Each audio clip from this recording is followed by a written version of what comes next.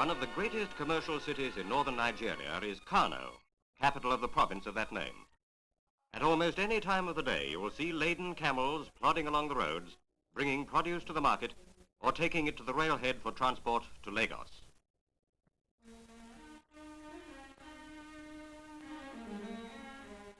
The city itself is built on an open plain, surrounded by a high wall in which there are 13 gates.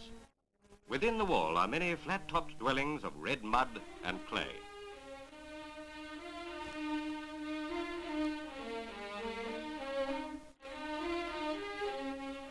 The people, most of them Hausa, work mainly on the farms or keep livestock.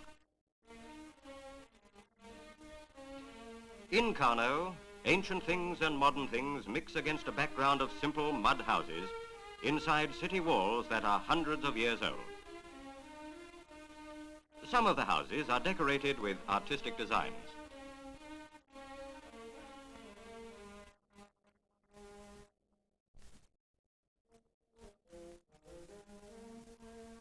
On their way to or from the market go the donkeys that share the work of transport with the camels and the bicycles. And to add to this picture of contrasts, there is the motor car.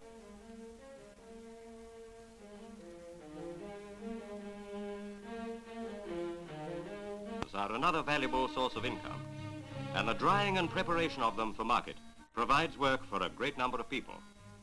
The Hausa particularly is highly skilled in the making and grading of animal pelts, and the trading stations at Kano are usually well stocked with some of the finest skins in the country. Humped cattle, fat sheep and goats. At the railway siding are piled up hundreds of sacks of groundnuts waiting for transport to the clearing stations and docks.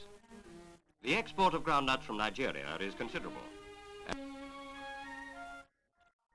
To the ancient city comes the most modern means of transport, the aeroplane, bringing with it travelers on urgent business. There's a regular air route between Kano and most other parts of Africa, and air links between Africa and the rest of the world. The aerodrome near the city is large and efficiently run. It provides a quick and reliable service for both passengers and goods.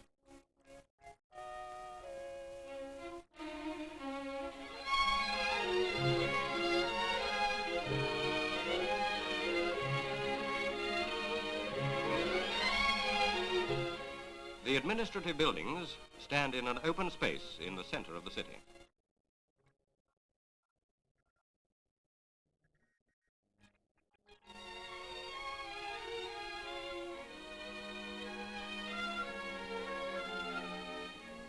The Emir of Kano, one of the 4 governing the province, leaves with the council to attend a meeting at the administrative offices.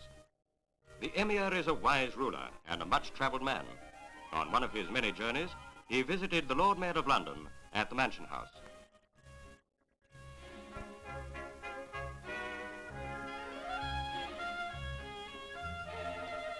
The children at this Quranic school are learning to read and write. It's a little difficult at first, but the patience and understanding of the teacher gives them confidence.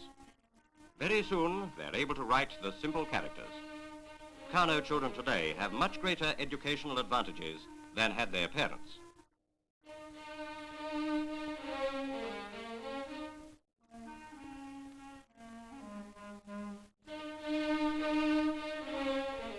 Always behind the scenes of industrial activity in the city is the mosque.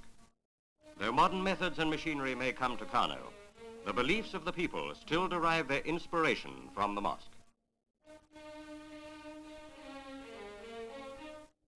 The shrine itself may decay, but the ancient faiths will endure for all time.